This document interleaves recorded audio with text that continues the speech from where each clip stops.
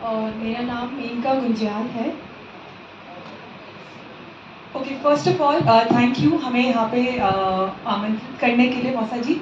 और साथ ही साथ हम आज के जो भी टॉपिक्स सेलेक्ट किए गए हैं उस टीम को अप्रिशिएट करना चाहेंगे और थैंक यू बोलना चाहेंगे, बिकॉज काफ़ी सोच समझ के टॉपिक्स आए हैं। कुछ टॉपिक्स बहुत लेंदी थे तो मे बी एक दिन उसके लिए काफ़ी नहीं था, बट हमें एज लिसनर्स यहाँ पे कुछ कुछ नई चीज़ें सीखने को मिली और लर्न करने को मिली, तो आई थिंक दैट्स गुड। हमें जो टॉपिक मिला है उस टॉपिक को बोलेंगे बच्चों और युवाओं द्वारा अपनी आजीविका के लिए गैर पारंपरिक क्षेत्रों को चुनने में आने वाली चुनौतियां या चैलेंजेस। सो मैं आज ही मेनिका से मिली और आई थिंक मेनिका भी आज ही मुझसे मिली। हम दोनों एक दूसरे से आज ही मिले और हमें यह रियलाइज हुआ कि हम दोनों ही अभी अनकन्वेंशनल एरिया को चुने हुए हैं, जो मुझे आज सुबह तक, हम दोनों को एक सुबह तक नहीं पता चली। और कहीं ना कहीं हम दोनों की चैलेंजेस जो भी हमने अभी तक एक्सपीरियंस किए हैं, और हमें ये भी रियलाइज हुआ कि हम दोनों सेम ही एज ग्रुप के हैं और वो बहुत सिमिलर है। सो वी थॉट कि अगर हम इसको साथ प्रेजेंट करें that be better, and around हम एक साथ फिर उनके सवाल पूछ पाएंगे।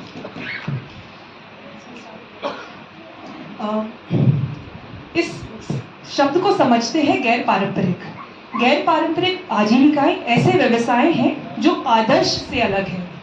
इनमें रचनात्मक क्षेत्र जैसे कला, संगीत, लेखन, प्रौद्योगिक आधारित भूमिकाएं जैसे डिजिटल मार्केटिंग, या गैर पारंपरिक सेवाएं जैसे eco tourism, event planning, etcetera etcetera. मैं इस संवाद की शुरुआत इससे भी करना चाहूँगी कि इस विकास और डेवलपमेंट एंड सोशल सेक्टर में मेरा अभी तक का लगभग 9 साल का एक्सपीरियंस रहा है, जिसकी शुरुआत दिल्ली से हुई थी, दिल्ली के एक्चुअली झुग्गियों और गवर्नमेंट स्कूल से। उसके बाद मैं ग्रामीण उदयपुर में रही और वहाँ पे मैंने कुछ काम किया। फिर बिहार के कठिन और आँख खोल देने वाले समुदाय में काम किया। फिर उसके बाद एशिया पैसिफिक रीजन जैसे थाईलैंड, कंबोडिया, लाओस, इन ग्रामीण क्षेत्रों में रह के भी मैंने काफ़ी कुछ सीखा। और उसके बाद मैं अभी अपने राज्य उत्तराखंड में काम कर रही हूँ और एक एनजीओ को हेड कर रही हूँ जिसका नाम है मिटोस ट्रस्ट, और उसके अंडर हम लोग आजीविका और एजुकेशन, दो थीमेटिक एरियाज में काम करते हैं। हम लोग आजीविका में डायरेक्टली काम करते हैं, जो भी प्रोजेक्ट्स हैं हमारे खुद के कॉन्सेप्चुलाइज, डिजाइन, फंडेड, इम्प्लीमेंटेड सब कुछ है। और एजुकेशन उन्हीं संस्थाओं को सपोर्ट करे जो अच्छा काम कर रहे हैं जमीनी स्तर में, जैसे स्कूल लाइब्रेरी प्रोग्राम्स वगैरह वगैरह।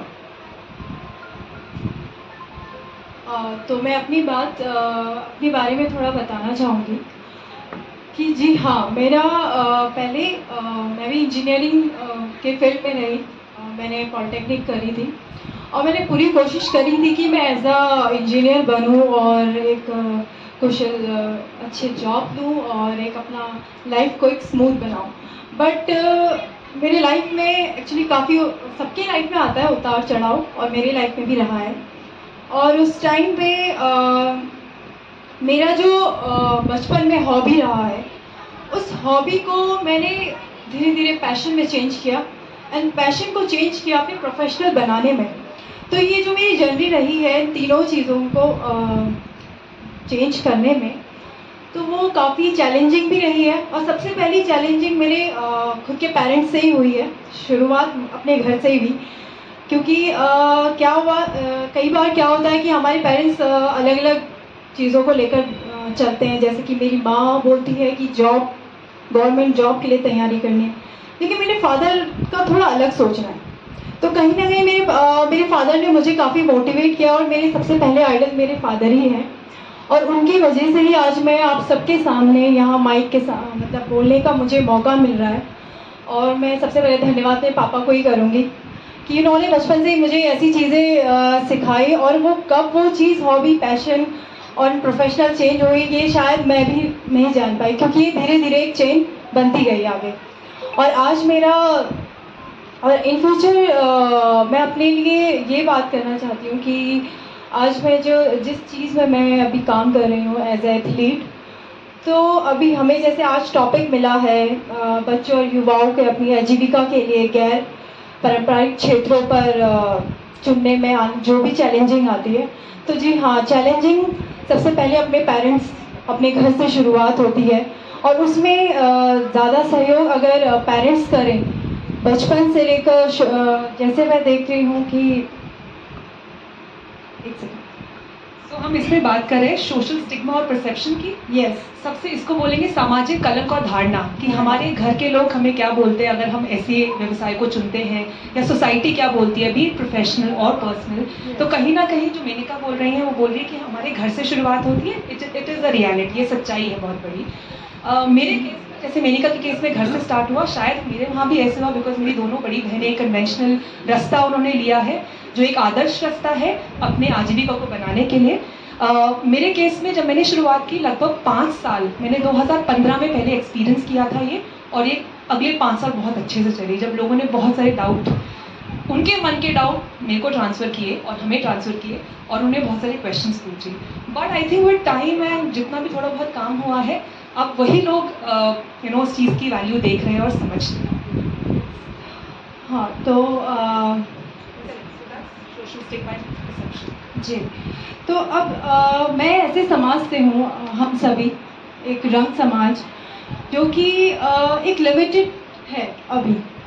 तो अभी हम इसमें सोच है, हमारे जो नई युवाएं हैं अभी सब एक भीड़ की चाल में चल रहे हैं, तैयारी कर रहे हैं काफ़ी सालों से, बट उनको एक आउटपुट नहीं मिल पा रहा है क्योंकि सब चाहते हैं कि जो उनकी तैयारी है उसका एक आउटपुट मिले, एक अच्छा जॉब, गवर्नमेंट जॉब के लिए। ये एक परंपरा ही चल रहा है, बट अभी का टाइम है, वर्तमान में जो अभी चल रहा है। I don't know, I think मैं अपने काम को नौकरी कभी नहीं समझती। मैंने कहा आपके केस में right, it is something that just keeps us going. तो Yes. वो उसके साथ हम बात करें कि लिमिटेड इंफॉर्मेशन एंड एक्सपोजर में बहुत ज़रूरी है कि हम अपनी नीड असेसमेंट करें एज एन इंडिविजुअल। जो भी यूथ लिमिटेड बैठा है, it's really sad to see very less number of youth, but I hope कि हम जो बात कर रहे हैं वो आगे तक भी पहुँचे और हम ज़्यादा से ज़्यादा यूथ को अट्रैक्ट कर पाए और देख पाए। जी, पर अपनी नीड असेसमेंट करना बहुत ज़रूरी है, हमारे आसपास क्या चल रहा है और उसकी फिर मैपिंग करना इज़ रियली रियली इंपॉर्टेंट अगर आप आगे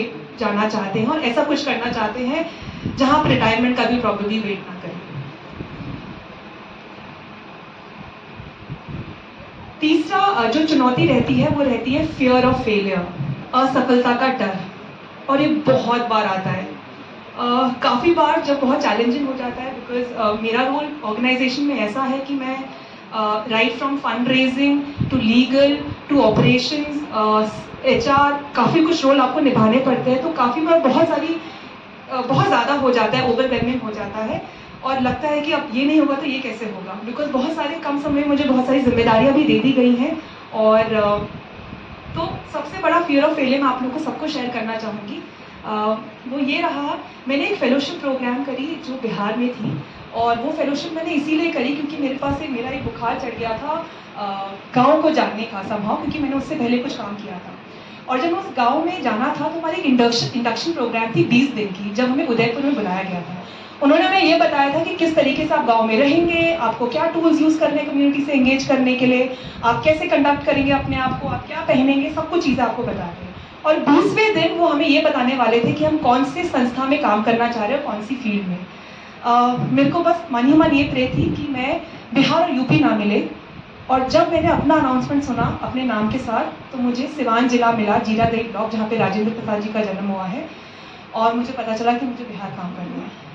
उस दिन मुझे बहुत डर लगा और मुझे लगा शिट, मैंने तो इंजीनियरिंग करी थी जिसके लिए मैंने पढ़ाई की थी, और मेरे माँ बाप ने भी मुझ पर ट्रस्ट शो किया था, और मैंने वो किया, और मैंने एक नौकरी भी की उसके बाद 1 साल के लिए। उसके बाद मैं डेवलपमेंट स्विच करी।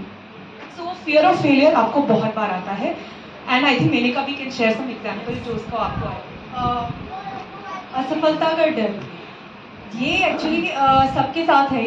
ऑब्वियसली ये जर्नल सी बात है, और ये मेरी फिल्म में भी रहा है, और मैं मतलब कई असफलता को लेकर मैं कई ओवर थिंकिंग भी हो जाती हूँ, और शायद वो कहीं ना कहीं मेरे लिए एक बहुत बड़ा बात बन सकता था। लेकिन उस चीज़ को हटाते हुए, जो अनसक्सेसफुल चीज़ को हटाते हुए, मैंने एक चीज़ पर फोकस करी, जो चीज़ हमें परफेक्ट आती है, अगर हम उसको और मतलब और तराशे अपने आप को। महिलाएं हैं, ये लड़कियां हैं, महिलाएं बनेंगी, जैसा भी आप बोले। मेरे फील्ड में थैंकफुली मैंने अपने साथ ये एक्सपीरियंस नहीं किया, बट मैंने फील्ड में बहुत ही ज़बरदस्त तरीके से जेंडर बायस होते हुए देखा है हर लेवल पे। बिहार में बहुत ज़्यादा था, उत्तराखंड तब भी हमारा आसान है काम करने के लिए, मुझे लगता है it's a cake walk, but बहुत देखा था। आपके फील्ड में जेंडर बायस जो मैं जिस फील्ड में मैं हूँ, माउंटेनियरिंग एंड एथलीट, हाँ मैं ये कह सकती हूँ, ये सब चीज़ें चलती हैं एक्चुअली। कई बार हमें मेल पावर की बहुत ज़रूरत पड़ती है और कई बार हम फीमेल्स को पीछे आना होता है, बट नहीं, लेकिन एज अ माउंटेनियरिंग फील्ड में कहूँगी तो मुझे नहीं लगता कि उसमें ज़्यादा मेल फीमेल लाइक कैटेगराइज करते हैं। लेकिन हाँ, एथलीट में मैंने देखा है कई बार, जब मैं एज अ स्पोर्ट्स पर्सन हूँ तो मुझे भी कई बार पीछे किया गया, क्योंकि उसके रीज़न्स क्या होते थे कि ज़्यादातर क्या रहता था रीज़न कि अरे ये तो लड़की है, इसका स्ट्रेंथ नहीं हो पाएगा इतना कि ये रिप्रेजेंट कर पाए आगे इन फ्यूचर। और जब मैंने स्टार्ट किया था नेशनल में, तो नेशनल में सिर्फ मैं एक प्रेजेंट कर रही थी एक कुमाऊँ को, तो कुमाऊँ से सिर्फ हम ज़्यादा नहीं थे, मतलब शायद अकेली थी उस टाइम पे, बट हाँ वहाँ पे कैटेगराइज करते थे कि ये कुमाऊँ से एक अकेली है। तो गढ़वाल में लाइक थोड़ा बहुत चलता था पार्शलिटीज़ को लेकर, और मैं इसमें ये कहूँगी कि इसमें मेरे बहुत अलग तरीके के एक्सपीरियंस रहे हैं, और वो एक्सपीरियंस से मैंने काफ़ी चीज़ सीखी है, और वो सीखते सीखते लाइक आज मैं अपने माइंड को और अदर्स को मैं ये बोल सकती हूँ कि नहीं, ये सब चीज़ें माइंड में नहीं रखनी है जेंडर। करेक्ट। सो पांचवा है स्किल डेवलपमेंट, जिसकी सुबह से बहुत बात चल रही है, चाहे वो उद्यमिता से स्किल डेवलपमेंट हो, चाहे किसी और तरीके से हो। स्किल डेवलपमेंट बहुत ज़रूरी है। हम बात कर रहे हैं कि यूथ को आगे बढ़ना है, और आई थिंक ये चीज़ मैं यहाँ पर शेयर करना चाहूँगी जो अपने घर पे करती हूँ। मुझे लगता है कि आप लोग की जनरेशन ने बहुत काम किया है, और आप लोग जहाँ से उठ के आए हैं और जहाँ आज हैं, आई थिंक आप लोगों ने बहुत काम किया। और आप वाली जनरेशन है, उनको अगर आप सीख दे रहे हैं एज एन एडवाइजरी, तो ये बहुत अच्छी बात है, but we need more doers now, जो काम को और करें, इम्प्लीमेंट करें, तभी वो आगे बात बढ़े। सो स्किल डेवलपमेंट हम अपने संस्था में हम कोशिश करते हैं कि हर एक व्यक्ति जो हमारे साथ जुड़ा है वो सक्षम हो। उनको हम अलग अलग प्रोग्राम्स में भेजते रहते हैं टाइम टू टाइम, पर बहुत कस्टमाइज़ करते हैं। हो सकता है अल्मोड़ा के हमारे मैनेजर को अलग रिक्वायरमेंट हो, नैनीताल को अलग हो, पिथौरागढ़ को अलग हो, तो उसका हम बहुत ध्यान रखते हैं। मैं खुद अभी एज अ को फाउंडर काम कर रही हूँ संस्था में, और मुझे खुद पुश किया जाता है, और मैं खुद भी अब इंटरेस्ट लेती हूँ कि मैं अलग अलग एरियाज में काम करूँ। वाटर एड ऑर्गेनाइजेशन है जो वाटर एंड सैनिटेशन में इंटरनेशनल लेवल पे काम करती है, मैं उन संस्था के साथ काम करने गई हूँ। मैं यूएन के साथ थाईलैंड में काम करने गई हूँ, बिकॉज ये अगेन मेरे लिए और जो संस्था में जो भी काम कर रहे हैं उनके लिए बहुत इंपॉर्टेंट है। तो स्किल डेवलपमेंट बहुत इंपॉर्टेंट। एनी एग्जाम्पल आपका जो आप बता रहे थे आज? स्किल्स डेवलपमेंट ज़रूरी है, लेकिन उसका प्लेटफॉर्म भी बहुत ज़रूरी रखता है मायने। अगर स्किल्स डेवलपमेंट है तो लेकिन फिर प्लेटफॉर्म के लिए भी बहुत ज़रूरी पड़ जाता है, इम्पॉर्टेंट है। तो अब हमें उस चीज़ पे काम करना है कि वो प्लेटफॉर्म मिले कैसे। This is very important. Okay, ठीक है। तो ये हमारी स्किल डेवलपमेंट हमारी चुनौती रहती है, जिसके हमें अवसर ढूंढने हैं कि क्या क्या हो सकता है। उद्यम के रेफरेंस में स्किल डेवलपमेंट कम्प्लीटली अलग है, तो अगर बाद में टॉपिक आएगा तो हम बात कर सकते हैं उसके बारे में भी ज़्यादा। एंड रोल मॉडल्स जो कि बहुत ज़रूरी है। फाइनेंशियल इंस्टेबिलिटी का मैं अपने फील्ड में ये बता सकती हूँ कि गैर पारंपरिक ये जो रूट्स है, इसमें क्योंकि चीज़ें पहले से बहुत सटीक नहीं होती और दिखती नहीं है, तो फाइनेंस भी एक ऐसा एरिया है जो दिखता नहीं है कि आपको कल के दिन कितने पैसे मिलेंगे या आपकी आजीविका क्या होगी। शुरुआती दौर में ये आपके लिए थोड़ा सा रिस्की और लेस स्टेबल हो सकता है, पर टाइम के साथ उसमें भी आपकी आजीविका बन सकती है। आज की डेट में लगभग 3 लाख NGOs है कंट्री में, जो लगभग 1 करोड़ लोगों को एम्प्लॉय करे हुए हैं और 70 से 80 करोड़ लोगों को सपोर्ट कर रहे हैं थ्रू वेरियस इनिशिएटिव्स। इसके अलावा सालाना 250 से 300 बिलियन पैसा CSR और अलग अलग माध्यम से स्पेंड होता है ऑन सोशल इश्यूज, और लगभग ये पिछले 5 साल में लगभग 13% बढ़ा है। So this is my background to this. Financial instability लेकर आपका कुछ पॉइंट?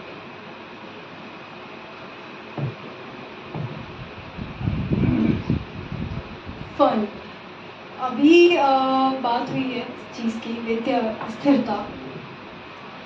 जिस फील्ड से मैं हूँ अभी, हाँ मेरे पास अभी इतना फाइनेंशियली नहीं है, बट मैं सपोर्ट मांगती हूँ। इसलिए मांगती हूँ कि आज तक मेरे फादर जितना कुछ कर पाए हैं, उन्होंने काफ़ी चीज़ एज ए नॉलेज और एज ए फाइनेंशियली काफ़ी सपोर्ट किया। और उस सपोर्ट में मैंने सीखा भी है कि काफ़ी लोग मिले मुझे इस जर्नी में, खास करके फंड वाले जर्नी में। बोलते हैं कि तुम एक जॉब ले लो, लाइक तुम्हें वो काफ़ी अच्छा फंड वहीं से मिलेगा। ठीक है, ये भी अच्छी बात है, लेकिन अब जो मैंने इतने साल इस फील्ड में दे दिए हैं और इतना इन्वेस्ट कर दिया, बट अब मैं पीछे नहीं जा सकती दोबारा उस फर्स्ट प्लेस पे नहीं जा सकती कि दोबारा से शुरू करूँ यही वस्तु। हाँ, फंड की प्रॉब्लम हुई मुझे काफ़ी बार, लेकिन मोरल सपोर्ट बहुत मिला मुझे, बहुत ज़्यादा, जिसके कारण शायद आज मैं काफ़ी सक्सेसफुल प्लेस पे खड़ी हूँ। क्योंकि फाइनेंशियली सपोर्ट उतना इम्पोर्टेंट रखता है जितना मोरल सपोर्ट रखता है। और मुझे अभी मैं जहाँ पे हूँ, अभी मुझे काफ़ी सपोर्ट मिला है हमारे समाज से। मैं अपने बारे में कहूँ तो मुझे स्पॉन्सर धीराज गर्ब्याल सर ने काफ़ी सपोर्ट किया है, और इन फ्यूचर उन्होंने कहा है कि तुम इस फील्ड में जितना कुछ कर पा रही हो या जो तुम्हें सपोर्ट चाहिए वो हमेशा मेरे साथ खड़े रहेंगे, उन्होंने ऐसा कहा है। क्योंकि कहीं ना कहीं मैं ये कहूँगी कि एक मॉरल सपोर्ट ठीक है, और भी प्रैक्टिकली मतलब मैं बात करूँ तो मैं फिजिकली भी मैं अपने अंदर काम कर रही हूँ, और मैं आगे करती ही रहूँगी आगे।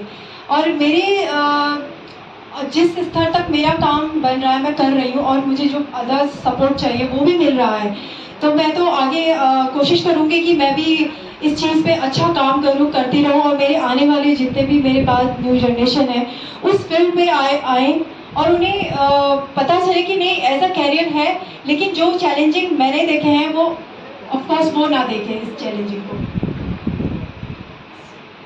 हमारा लास्ट पॉइंट पर लैक ऑफ एक्सपीरियंस, गाइडेंस और रोल मॉडल्स का है।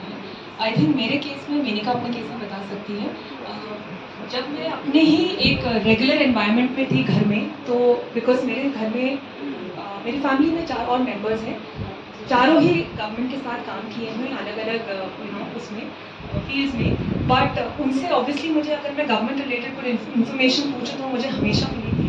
बट जब तक मैं वहाँ से बाहर नहीं निकली हूँ, अभी जब बाहर निकली तब जाके मुझे पता चला कि बिकॉज मेरा डेवलपमेंट सेक्टर में थोड़ा इंटरेस्ट पहले से आ गया था, बिकॉज मैं बहुत अर्ली उम्र से NGOs के साथ वॉलंटियर करने जाती थी, और जब मैं नौकरी में थी अपने, तो मैं वीकेंड्स में जो वॉलंटियरिंग करती थी उसमें मुझे ज़्यादा मज़ा आता था, तो इस वजह से anyways I got into it. But इस पूरे फील्ड के माध्यम से और फेलोशिप के माध्यम से और जिस प्लेटफॉर्म में अभी मैं काम कर रही हूँ उसके माध्यम से, I think in the last 8-9 years लगभग मैं क्लोज टू 1000 से ज़्यादा प्रोफेशनल्स के साथ काम कर रही हूँ, both for profit and non profit. जो कंपनियाँ पैसे बना रही हैं और कंपनियाँ हम जैसे लोग जो फंड रेज करके सोशल इश्यूज़ में काम कर रहे हैं उनको मिला के, सो कहीं ना कहीं मुझे वहाँ से रोल मॉडल्स मिले हैं अपने, और मैंने उनके थ्रू काफ़ी कुछ सीखा। सो रोल मॉडल्स रिलेटेबल बहुत इंपॉर्टेंट है। अगर आप अपने जो भी आपकी जो भी आप करना चाहते हैं, आप इसके फील्ड के अकॉर्डिंग अपने एक्सपर्ट मेंटर्स ढूंढ सकते हैं, तो इससे बढ़िया कुछ नहीं।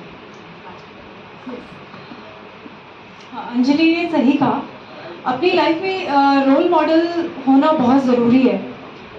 मेंटोर की कोई भी अगर कोई एम है और वो विदाउट मेंटोर के चल रहा है, तो मेरे ख्याल से तो वो सही नहीं होगा। क्योंकि मेरे घर पे ही मेरे रोल मॉडल रहे हैं मेरे फादर, जैसा कि मैंने आप पहले कहा था, और जिस फील्ड से जो एटमॉस्फेयर मुझे मिला है उनकी वजह से, और आज मैं उसी एटमॉस्फेयर में पली बड़ी हूँ और आज मैं इधर खड़ी हूँ, और वही मेरे मार्गदर्शन रहे, और उन्हीं से मैंने सारे एक्सपीरियंस सुने, और आज मैं इधर इस मंथन में आई हूँ, तो मैंने आज यहाँ बहुत सारे टॉपिक में बातें सुनी, सबकी सजेशन सुने, तो मुझे लगता है कि मेरे साथ मेंटर और बढ़ने वाले हैं अभी। तो ऑब्वियसली मेरे ख्याल से सबके मेंटर्स एक नहीं, मेरे ख्याल से 5-6-10 होने चाहिए, ताकि वो हर फील्ड से हर चीज़ को जान पाए और नॉलेज ले पाए। थैंक यू सो मच, आप लोगों ने हमें सुनने के लिए टाइम दिया। जी हाँ जी, आपसे एक सवाल भी है, बिकॉज आप सबसे सीनियर मोस्ट हैं और आपसे पहले भी मुलाकात हुई है, mister doctor Govind Tikail ji. Because आप बहुत कन्वेंशनल फील्ड से आते हैं और doctor is a big thing, right? कहीं ना कहीं तो आपकी रिस्पॉन्सिबिलिटीज़ भी बहुत ज़्यादा होती हैं। तो आपके केस में जो भी चुनौतियां हमने बताई दोनों ने मिलकर अनकन्वेंशनल फील्ड की, आपके काम में किस तरीके की चुनौतियां आप अभी तक फेस किए हैं? देखा जाए तो अभी तक हम जो रंग समाज है कन्वेंशनल फील्ड की तरफ आते जा रहे हैं, देखते आ रहे हैं, तो मोस्टली हम रंग समाज के लोग जो है एक कन्वेंशनल फील्ड की तरफ आते हैं। देखा जाए पहले शुरू में जो है एक फील्ड में गए सब वही पार्ट, दूसरे फील्ड में वही पार्ट, मगर ये आज मेरे सौभाग्य की बात है और मैं हमारे रंग कल्याण संस्था के अध्यक्ष के मोदी को मैं बहुत बहुत हार्दिक आभारी हूँ कि मुझे इस सत्र में जो है शामिल किया, युवाओं से जो है आज सौभाग्य मिला आपके साथ जो है इंटरेक्ट करने का। देखा जाए तो जिस तरह से टॉपिक था एक चुनौती गैर पारंपरिक क्षेत्र के लिए, दो एग्जाम्पल यहाँ पर है हमारे सामने, मेनका गुंजियाल और अंजलि नव्या। देखा जाए यही रोल मॉडल है हम लोगों के लिए। मैं ये कहता हूँ कि यहाँ पर जितने लोग बैठे हुए हैं वो दो ग्रुप है, एक जो हम लोग यहाँ बैठे हुए एक ग्रुप है, जैसे हमारे इस तरह के बच्चे हैं, यही बच्चे हमें जागरूक करेंगे हमारे बच्चे को, इस ऐसे पेरेंट्स को कि ऐसे भी फील्ड है जहाँ पर हम बच्चों को मार्गदर्शन दे सकते हैं। क्यों हम इसी पीछे भाग रहे हैं? आज देखा जाए तो बहुत सारे पेरेंट्स ऐसे हैं, बच्चे आप जो नीट की एग्जाम की तैयारी करो, आप जेईई की एग्जाम की तैयारी करो, क्यों? ये केवल जो है परिवार की समर्थन और समाज की समर्थन की कमी है। ये जिस तरह से मेनका गुंजाल ने बताया कि इनके परिवार की समर्थन मिला, वाकई बिल्कुल सैल्यूट करता हूँ मैं आपके परिवारों को, आपको, क्योंकि आप लोग हमारे समाज के जो है रोल मॉडल है। जो तो हमारे बच्चों को भी मैं अपने बच्चों से पूछूंगा मेनका गुंजाल कौन है, तो मेरे बच्चे नहीं जानेंगे, क्योंकि ये मैंने नहीं बताया, मेरे समाज ने नहीं बताया। तो इसी तरह हमें ऐसे बच्चों को आइडेंटिफाई करना पड़ेगा। मैं तो अध्यक्ष महोदय से ये भी कहना चाहूँगा कि एक रंग टैलेंट खोज होना चाहिए। जो बच्चे इस तरह के टैलेंट है उनको हम जो है खोज करके उस फील्ड में बहुत आगे पहुंचा सकते हैं। जैसे मेरे साथ बैठे हुए थे सहभागी मोहन सिंह दकाल जी, उन्होंने बड़ा छोटा सा एग्जाम्पल दिया मुझे। उन्होंने कहा कि जो है हम लोग जो है हर गाँव में जितने जिम होता है, अपने छोटे छोटे प्रोग्राम होते हैं, उसमें छोटे से स्पोर्ट्स रखते हैं हम लोग, जैसे फॉलोइंग अनु कहते हैं हम लोग। तो उनका कहना मुझे बहुत अच्छा लगा कि हम देखते हैं फॉलोइंग अनु वाले लोग को जो भी प्रतियोगिता होता है उसमें, तो हम देखते हैं वो कितना मतलब उसके पास टैलेंट है, उठा के वहाँ तक ले जाता है। क्या ऐसे लोगों को हम जो क्या वेट लिफ्टिंग के लिए उसको नहीं कर सकते हैं? क्या ऐसे लोगों के पावर लिफ्टिंग के लिए नहीं कर सकते हैं? तो यहाँ पर हमारे पेरेंट्स की भी कमी है। और कुछ चीज़ें जो फाइनेंशियल चीज़ें बताइए, जैसे आप बता रहे हैं मेरे फील्ड में क्या कमी है, फील्ड में क्या क्या चुनौतियाँ हैं, क्योंकि ये कन्वेंशनल फील्ड है, क्योंकि हमारे जितने रंग समाज में जितने डॉक्टर्स बने हैं उनको देखते हुए हम भी उसी फील्ड में गए, तो ऐसी चुनौतियाँ तो नहीं आए। मगर आने वाले जो पीढ़ियों के लिए ये चुनौतियाँ तो है। एक तो आपका क्या है, इस तरह की फील्ड नॉन कन्वेंशनल फील्ड में हमेशा टेक्नोलॉजी चेंज होता जाता है। जैसे मैं एक मेडिकल फील्ड में हूँ, मैं पिछले 20 सालों से देख रहा हूँ, जिस समय मैं मेडिकल फील्ड फर्स्ट ईयर में था वो टेक्नोलॉजी मेरे पास नहीं था। आज 20 साल के बाद जो बच्चा 20 साल बाद डॉक्टर बन के आ रहा है, वो टेक्नोलॉजी वो इतनी जल्दी फास्ट सीख जा रहा है जो मुझे 20 साल लगा मुझे। तो इसमें ऐसे फील्डों के लिए हमें टेक्नोलॉजी को बहुत तेज़ी से अपनाना पड़ेगा। यहाँ पर हमारे रंग लोगों में ये कमी है। दूसरा, स्किल की ज़रूरत है, इसमें रिसोर्सेज की ज़रूरत है, इसमें क्रिएशन है, इनोवेशंस है। तो एक देखा जाए तो एक बहुत एक टाइप का इंजॉइंग प्रोफेशन है। तो मैं आपको बहुत धन्यवाद कहता हूँ कि इस तरह से प्रोफेशन आपने चूज़ किया है। दूसरा, एक छोटा सा ये ग्रुप था जो हम लोग आए उसमें हैं, आप उस फील्ड के बारे में बात करते हैं जहाँ हम गाँव पर है।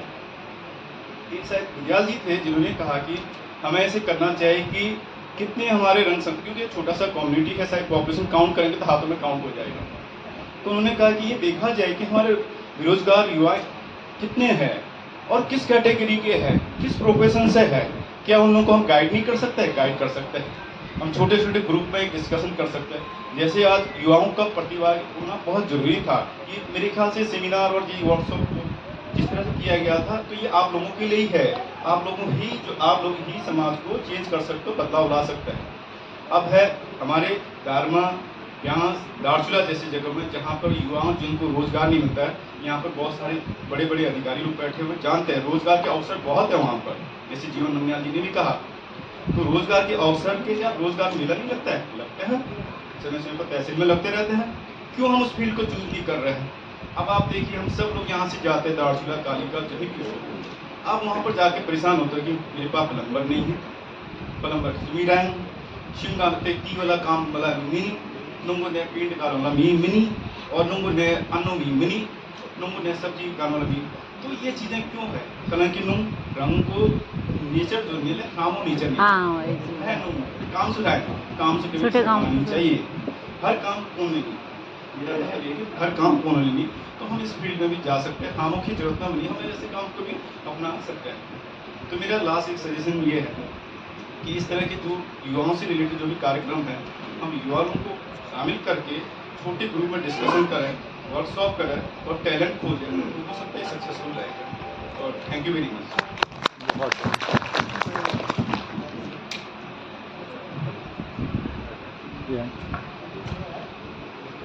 पंकज भैया, आपने पहले भी प्रीवियसली कुछ काम किया है करियर काउंसलिंग और इन सबको लेके, तो तब से लेकर आज जो कॉन्वर्सेशन हो रही है उसमें आपका आई थिंक आपके पास कुछ इनपुट्स हैं टू गिव, तो आप प्लीज संचालक और अध्यक्ष को मेरा प्रणाम और बाकी सारे बड़ों को प्रणाम और सारे छोटों को प्यार। जो इंजीनियरिंग क्वेश्चन पूछा, इसके लिए 2006 से ले 10 तक हम लोगों ने कैरियर काउंसलिंग शुरू की थी दालचूला क्षेत्र में। तो उस टाइम पे हमारा एक्सपीरियंस था कि इंटरनेट उस तरह था नहीं, तो लोगों को इंजीनियरिंग मेडिकल के लाइन में भी कैसे जाना है, उसके अलावा भी बहुत सारे फील्ड जैसे आर्मी फील्ड है, एयरलाइन में जाना है या पॉलिटेक्निक फील्ड से बहुत सारे फील्ड के बारे में पता नहीं था। तो हमारी उस समय कोशिश हुआ करती थी कि हम गवर्नमेंट एग्जाम कौन से होते हैं, कौन सा करियर ऑप्शन हम 10th के बाद और 12th के बाद ऑप्ट कर सकते हैं, उस पर फोकस था हमारा। बट हम आज देखते हैं कि ऑनलाइन सिस्टम नेट इस तरह आ गया कि इंफॉर्मेशन का बिल्कुल इजीली अवेलेबल है। बट इजीली अवेलेबल होने के बावजूद आज भी मैं देखता हूं कि हमारे जो रंग युवा है एक सही फील्ड चुन नहीं पा रहे हैं। मैं देखता हूं जैसे इंजीनियरिंग कॉलेज की अगर बात करें, अभी रिसेंट जो सर्वेज हुए हैं, अराउंड 30 to 40% जो इंजीनियर है उनकी जॉब लग नहीं रही है, और उसके अलावा जो 20 से 30% इंजीनियर है they are getting the job lesser than their capability और क्वालिफिकेशन। लाइक इंजीनियरिंग के काफी सारे रंग लोग की बात करें तो बहुत सारे लोगों को इंजीनियरिंग में जॉब खुली नहीं, तो वो लोग बैंकिंग में आ गए। तो मेरा आज का जिस टॉपिक पर मैं रिसर्च कर रहा था, ये जो हमारे आजीविका के लिए पारंपरिक क्षेत्र में चुनौतियां का, उसमें बहुत कुछ हमारे मेनका और अंजलि ने रिसर्च करके एक्सपीरियंस करके उसको बताया, तो उसके बारे में बहुत ज़्यादा मैं अब ऐड करना नहीं चाहूँगा। स्टिल मेरा ये मानना है कि हम लोग को अपने बच्चों को गैर पारंपरिक क्षेत्र इंजीनियरिंग मेडिकल के अलावा, जैसे एक तो क्षेत्र है कि जिसमें हम लोग इंडिपेंडेंटली कुछ इंटरप्रेन्योरशिप करें, जो क्षेत्र काफ़ी डिफिकल्ट होता है। वो तो एक ही काम नहीं है कि मतलब आप इंटरप्रेन्योर बन जाओ, क्योंकि इस केस में आपको वीसी वेंचर कैपिटलिस्ट जो पैसे इन्वेस्ट करे या लोन दे, ऐसी संस्थाएं चाहिए होती जो सबके लिए बस का काम नहीं है। बट मैं कहता हूं इनके अलावा, मैं सोचता हूं बहुत बार, मैं कुछ पॉडकास्ट को फॉलो करता हूं, चाइना ने कैसे अपने आप को आगे बढ़ाया। देखिए हमारे इंडिया का जो पॉपुलेशन है आज के डेट में, जो यूथ है काफी ज्यादा है, बट हमारा यूथ, बहुत ज्यादा यूथ अभी जॉबलेस है। चाइना ने क्या किया कि अपने जितने भी लोग हैं, जितने भी उनके रिसोर्सेज हैं, दे यूटिलाइज देम।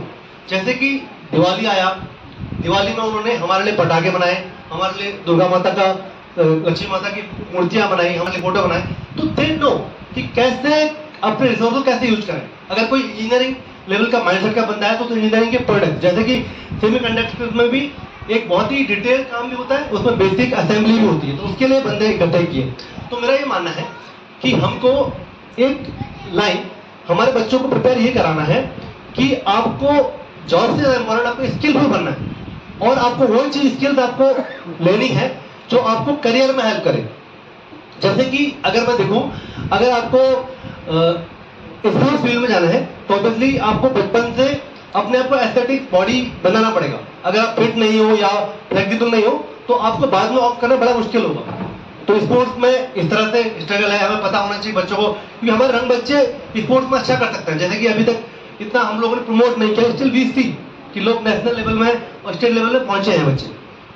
स्पोर्ट्स के अलावा बाकी जो लाइन है इंजीनियरिंग मेडिकल के अलावा, जिसको मैं अभी गैर पारंपरिक मानता हूँ, क्योंकि जैसे इनके अकॉर्डिंग गैर पारंपरिक मतलब वो लाइन जिसमें सब लोग मतलब अभी स्पेशल लाइन जैसे ये लोग कर रहे हैं स्पोर्ट्स और वो, मेरे अलावा मेरे हिसाब से इंजीनियरिंग मेडिकल में सारी लाइन गैर पारंपरिक है। क्योंकि हम लोगों ने जो सोचा है, जितने भी अच्छे बच्चे थे जो भी इनको लगता था कि हम करियर में कुछ कर सकते हैं, उनके पेरेंट्स ने उन्हें इंजीनियरिंग मेडिकल के लिए ही प्रिपेयर करवाया।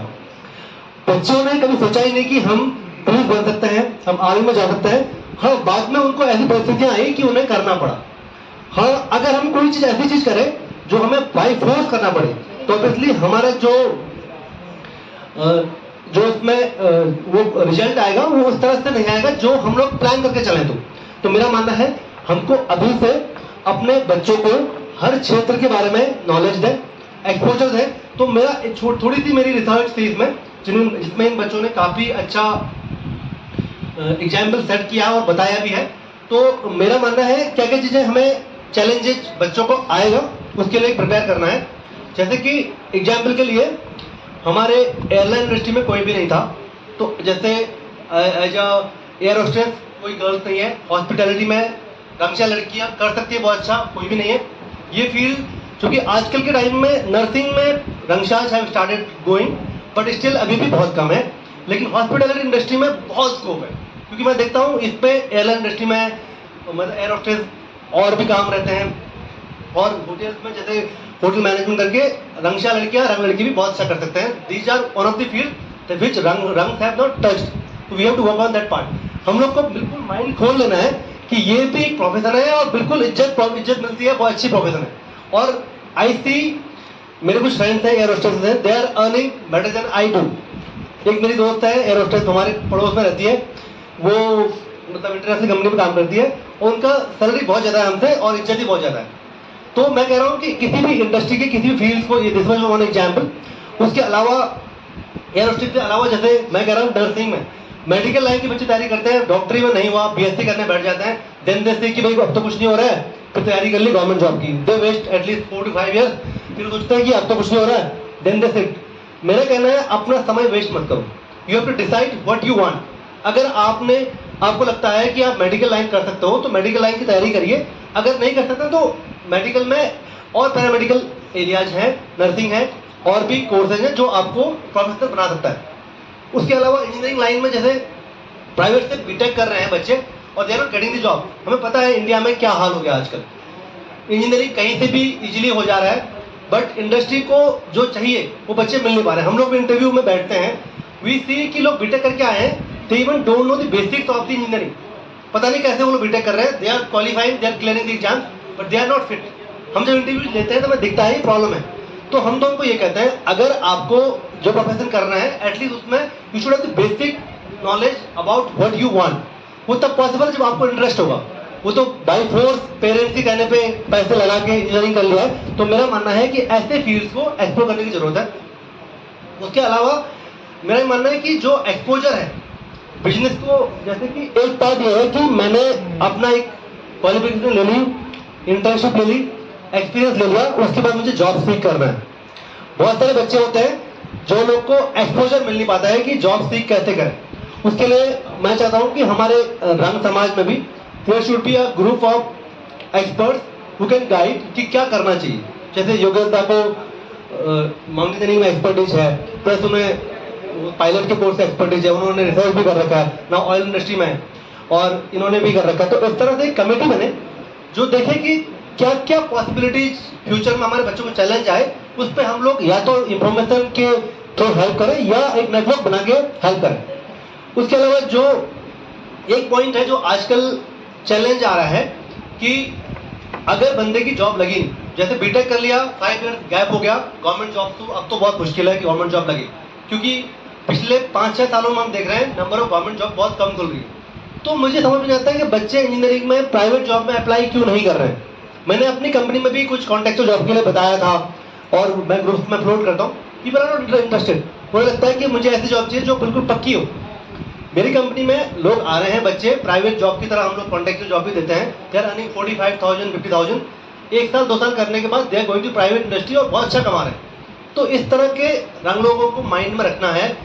आई थिंक अगर इंडस्ट्री में अगर एज इंजीनियर भी आप जाते हो, दैट इज बेटर देन आप गवर्नमेंट जॉब में कुछ क्लर्क में करते हो या कोई ऐसा गवर्नमेंट जॉब करते हो जो ट्रेडिशनल है। तो we should explore that part. अभी हमारे पेरेंट्स शायद रेडी नहीं है, उनको लगता है कि बच्चा गवर्नमेंट ही करे तो बढ़िया है। मेरा मानना है प्राइवेट में पैसे, इज्जत, कंफर्ट, जॉब सिक्योरिटी सब मिल रही है, बट हमारे बच्चे आ नहीं पा रहे बिकॉज अभी हम लोगों को एक जैसे क्या अमतीगर लिखने हम लोग यहाँ बात देते हैं कि भाई यहाँ वहाँ देखना नहीं है, चलना है, तो ऐसा कुछ हो रहा है। तो हमें समझने की जरूरत है कि क्योंकि जैसे हैगी जी ने भी कहा कि 2% जो एरिया है जो ट्रेडिशनली गवर्नमेंट जॉब के लिए बना हुआ है, बाकी 98% बहुत बड़ा एक समंदर है जिसपे हम लोग के बच्चे अभी गोता खा सकते हैं और उसमें उस समुद्र में बहुत दूर वो उड़ सकते हैं। तो इसी सजेशन के साथ मैं अपना वक्तव्य खत्म करता हूँ और आप लोगों से कोई भी क्वेश्चन हो इस रिगार्डिंग हमारे पैनल कोशिश करेंगे कि आपका क्वेश्चन का आंसर करें। Thank you.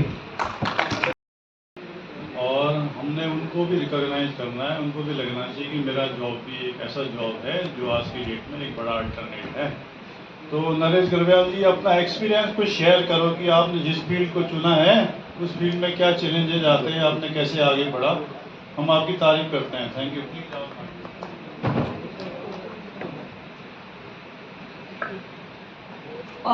नरेश ने मुझे भी कुछ बोलना है, पर रंग भाषा बोलना थोड़ा सा डिफिकल्ट है।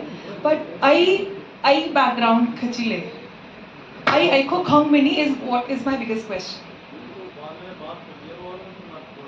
ठीक ठीक